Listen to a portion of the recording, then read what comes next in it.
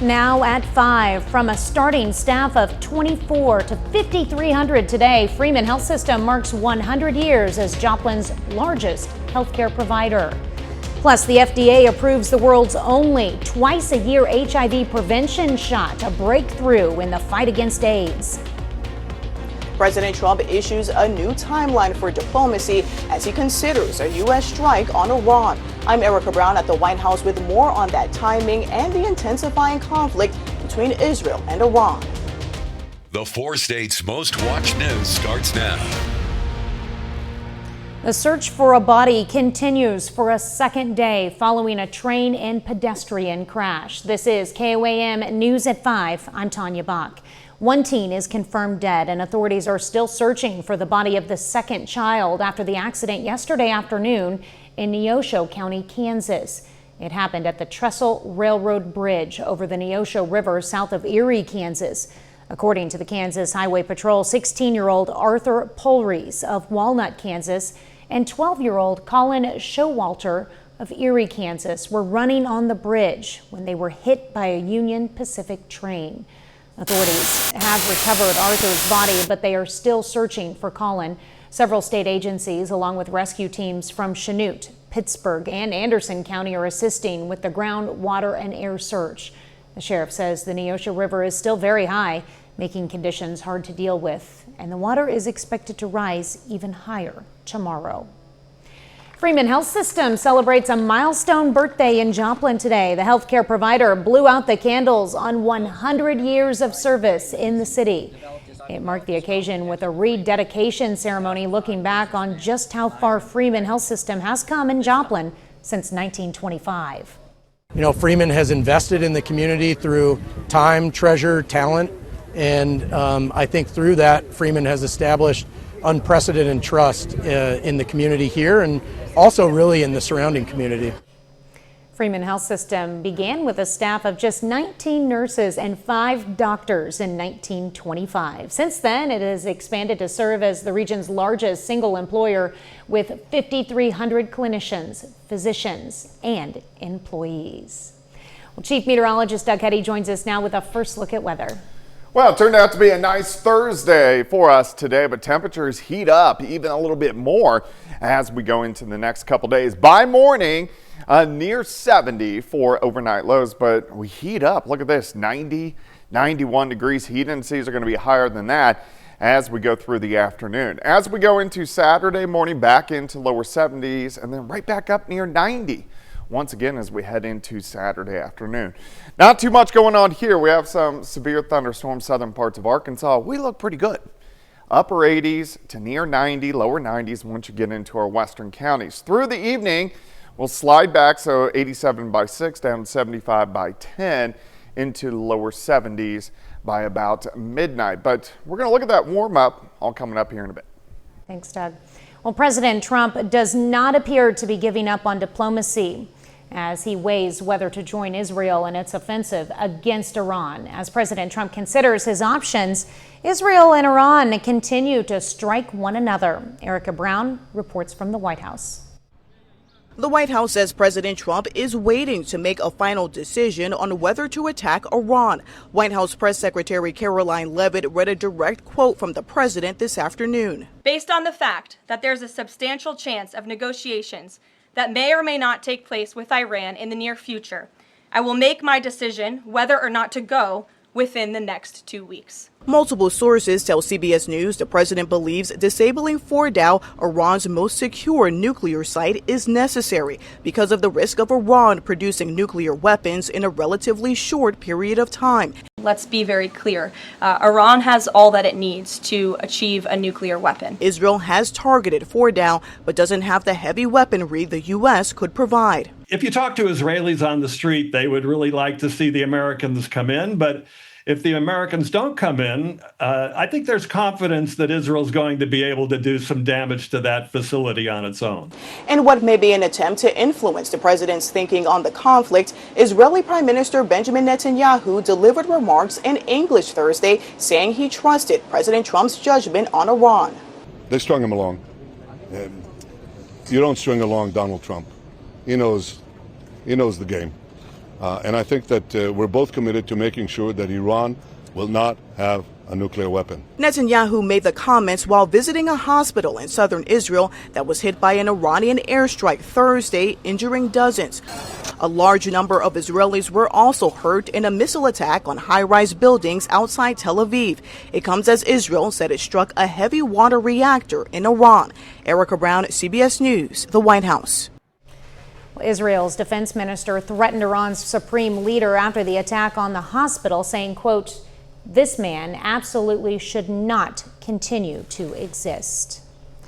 Well, tariffs on building materials are driving up home renovation costs across the country. Coming up, learn practical tips from experts on how to save money and avoid surprises on your next project. But first, in Health Watch, up to 100 million adults may have a silent liver disease. One woman's fight reveals the hidden danger and hope for a cure. Topping today's Health Watch, the FDA has approved the world's only twice-a-year shot to prevent HIV, the virus that causes AIDS. The vaccine is marketed under the name Yes2Go and can be used by both men and women. 2 clinical trials show the injection is nearly 100% effective at stopping new HIV infections. The medical breakthrough comes as the Trump administration eyes deep cuts to HIV prevention funding. I spoke to a spokeswoman today from Gilead. She said it's going to be about $28,000 a year at list price.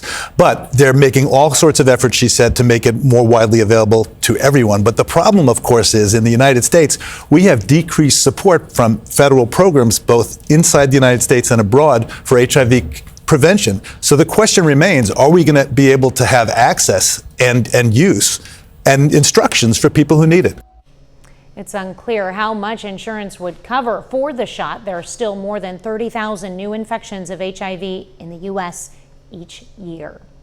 It's estimated to affect up to 100 million adults in the U.S., but many have no idea they have fatty liver disease. If left untreated, one type of the disease can lead to cirrhosis, liver cancer, and raise the risk of heart conditions. In today's Health Minute, Mandy Gaither has more on the disease and what one who has it wants everyone to know.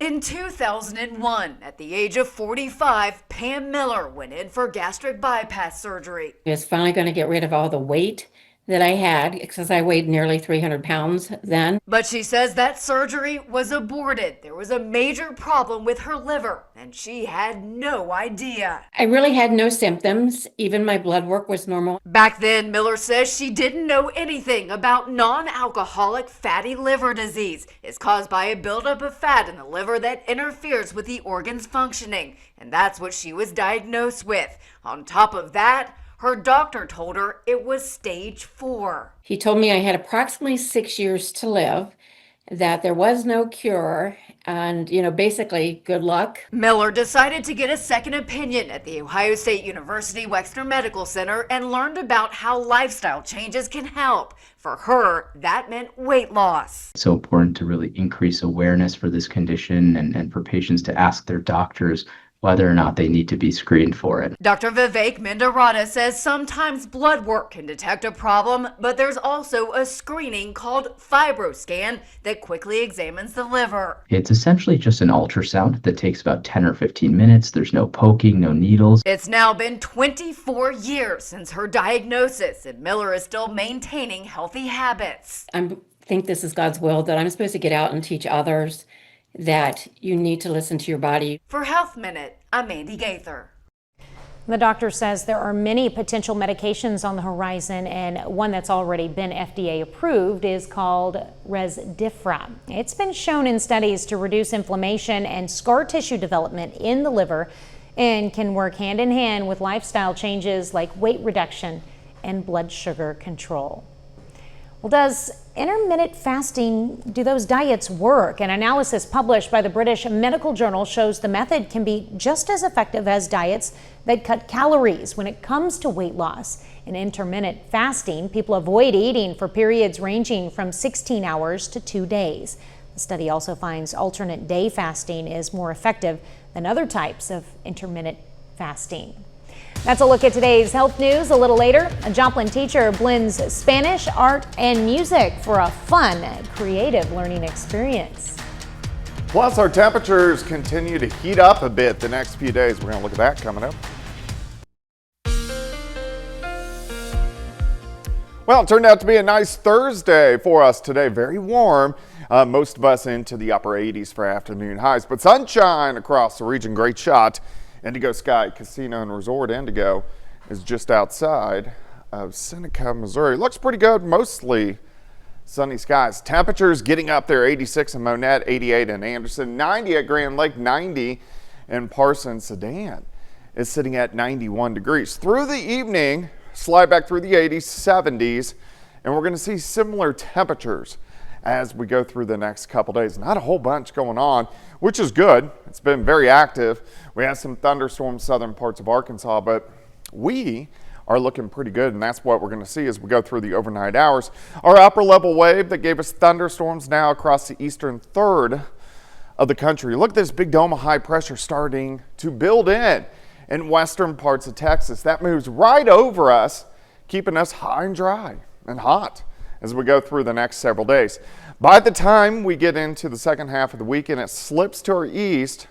So as we get into next week, we'll start to bring up some of that Gulf moisture right into the central plains. So this will give us chances for scattered showers and thunderstorms kind of returning once we get into next week. Just those typical summer-like ones, the ones that pop up in the afternoon, then fizzle apart once you lose the heating of the day. So we're going to keep our eyes on that as we go through next week. Let me take you through time for us tonight. Few clouds in here. We'll slide back near 70. As we go through the morning hours on your Friday, mid to upper 80s by noon.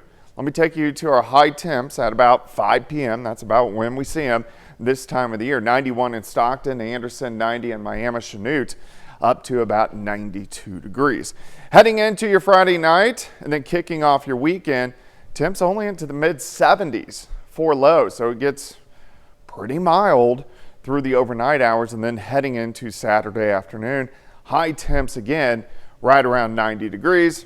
And we're going to see plenty of sunshine as we go through the weekend. The winds pick up a little bit for us tomorrow. Southerly winds, we'll have winds gusting kind of 25, maybe upwards to 30 at times as we go into the afternoon.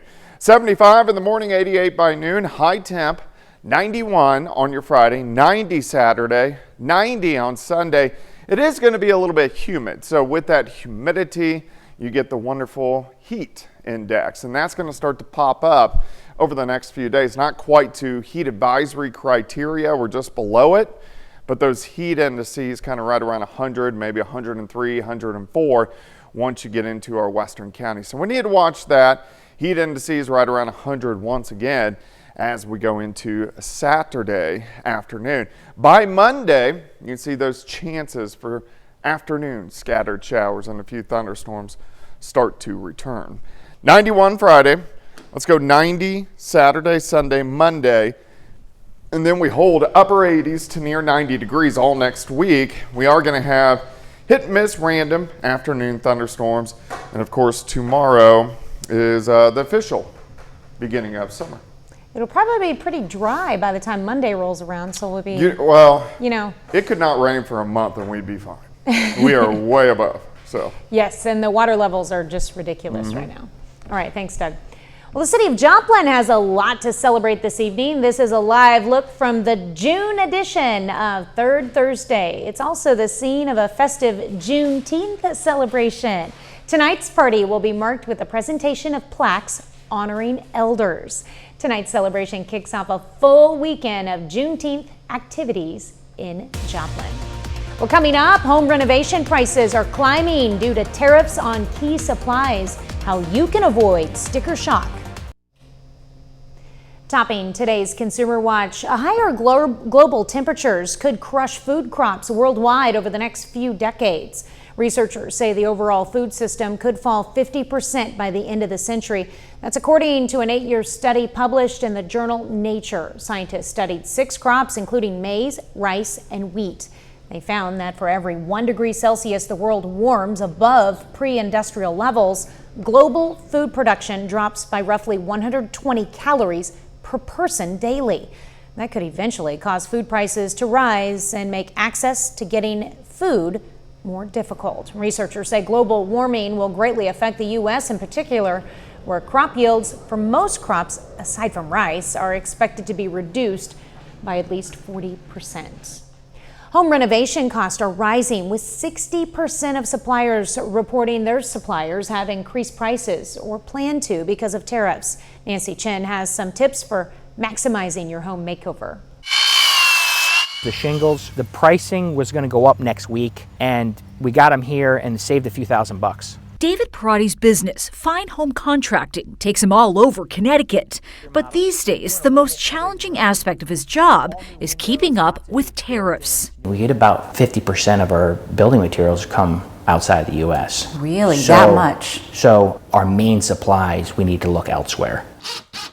Among the biggest impacts to home renovations, 50% tariffs on steel and aluminum that could affect roofs, plumbing, and electrical equipment, as well as HVAC systems. Almost a quarter of the country's available lumber supply comes from Canada and now faces a nearly 15% tariff. New appliances, tiles, and even window parts could also cost more. In bathrooms, probably this is the most impacted for out of all the rooms. What advice would you give people if they're thinking, I might sit this one out until tariffs go away? If you zoom out into this industry, we were building and remodeling for about half the price 10 years ago. So unfortunately, it continues to go up. But if you were to do one project, painting is usually really nice to freshen things up. New flooring, you can definitely avoid the tariffs just by the different companies that are producing flooring. Parati also urges clients to set aside extra money in their budgets for rising costs down the line, up to 30% in material costs alone for projects like bathrooms. He also says to work closely with suppliers to stay on top of fluctuating policy and move quickly to lock in prices when possible. Nancy Chen, CBS News. Parati says if you are tackling remodeling on a budget right now, prioritize plumbing and utilities over finishing countertops. Sometimes new furniture or window treatments may do the trick. Well, final check of the forecast is next.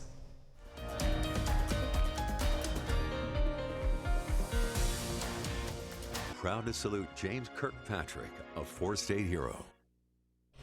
Up next on the CBS Evening News, police in Albuquerque, New Mexico asked for help dealing with crime, and the governor is sending in the National Guard. And then on KOAM News at 6, concert chaos at Thunder Ridge leaves fans stuck for hours, and now the Missouri Highway Patrol is working on plans to prevent future traffic nightmares.